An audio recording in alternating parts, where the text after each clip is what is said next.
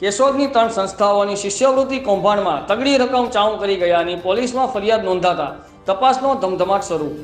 કેશોદ અનુસૂચિત જાતિ કલ્યાણના નાયબ નિયામક કેવી ભખાડા દ્વારા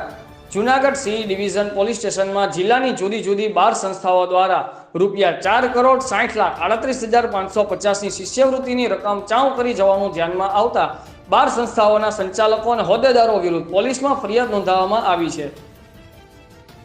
જેમાં Sangani paramedical school, Gujarat institute of Keshod અને પ્રશિક્ષણ એજ્યુકેશન તાલુકા પંચાયતની સામે ગુનો નોંધાયો છે। જૂનાગઢ અનુસૂચિત જાતિ કલ્યાણના નાયબ નિયામક કેવી ભખાડા દ્વારા ગઈકાલે 12 સંસ્થાઓ વિરુદ્ધ ફરિયાદ નોંધાવી છે, જેમાં Indian institute RC Parekh, royal institute paramedical Gandhi સ્મૃતિ,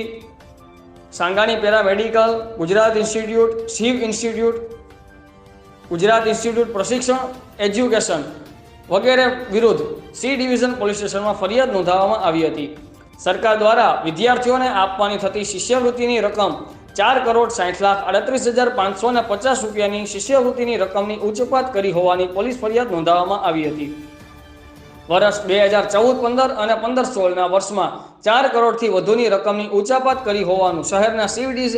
ડિવિઝન પોલીસ સ્ટેશનમાં પોલીસ ફરિયાદ નોંધાવી હતી। નાયબ નિયામક શ્રી અનુસૂચિત જાતિ કલ્યાણ વિભાગ જૂનાગઢની કચેરીઓ દ્વારા સી ડિવિઝન પોલીસ સ્ટેશનમાં ફરિયાદ આપવામાં આવેલી છે, જે અન્વયે જુદી જુદી 12 સંસ્થાના હોદ્દેદારોએ બનાવટી દસ્તાવેજો બનાવી સરકારી નાણાંની ઉચાપત કરવાનું કાવતરાપૂર્વક આયોજન કરી અને જે અનુસૂચિત જાતિના વિદ્યાર્થીઓને જે શિષ્યવૃત્તિ આપવામાં આવે છે તો વર્ષ 2014-15 અને 2015-16 વર્ષના વિદ્યાર્થીઓના નામે શિષ્યવૃત્તિની રકમના ચેકો મેળવેલા, પરંતુ તેઓ વિદ્યાર્થીઓને આ રકમ ચૂકવી નહીં સરકારી નાણાંની ઉચાપત કરેલ, જે આ જુદી જુદી 12 સંસ્થાએ આ 2 વર્ષ દરમિયાન ટોટલ છે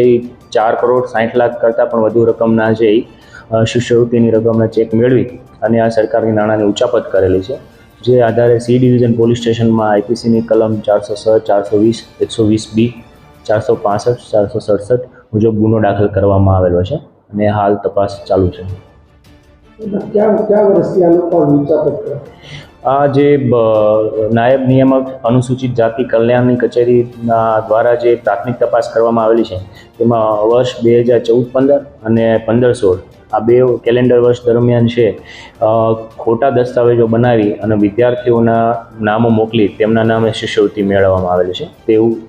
એફઆઈઆરમાં જણાવેલું છે।